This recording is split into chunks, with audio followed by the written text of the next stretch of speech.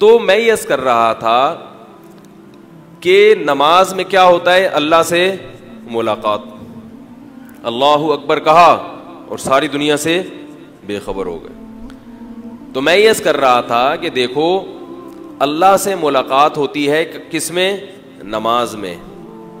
تو اب اللہ نے ہمیں یہ بھی حکم دیا کہ دکان پہ بھی بیٹھو. حکم دیا نا اللہ نے یہ بھی حکم دیا کہ بھئی یہ بھی کرو وہ بھی کرو. لیکن جب اللہ اپنے گھر کی طرف بلاتا ہے کہ اب آ جاؤ ملاقات کا ٹائم شروع ہو گیا، تو پھر خوشی خوشی جاتا ہے انسان اللہ کے گھر میں کہ اصل جو میرا مقصد تھا اللہ کی رضا، اصل مقصد کیا تھا اس دنیا میں کیوں آیا ہوں؟ اللہ کو راضی کرنے کے لیے. تو اس مقصد کی طرف دوڑنے کا اصل وقت اب شروع ہوا ہے. اور یاد رکھو جو دنیا میں نماز میں دوڑے گا اللہ کی طرف جائے گا، اللہ کی طرف پہنچنے میں پہل کرے گا، اگلی صف میں کھڑا ہوگا، قیامت کے دن جب دربار لگے گا تو حدیث میں آتا ہے کہ اس وقت بھی وہ سب سے آگے ہوگا.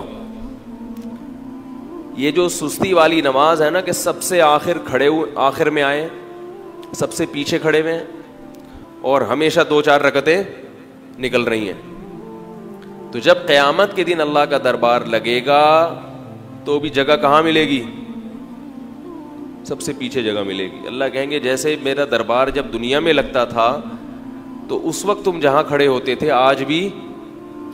دیکھو لوگ شخصیتوں سے ملنے کے لیے کتنا تڑپتے ہیں جس سے انسان کو محبت ہو کہ کاش اس سے ملاقات ہو جائے، کاش اس سے ملاقات ہو جائے.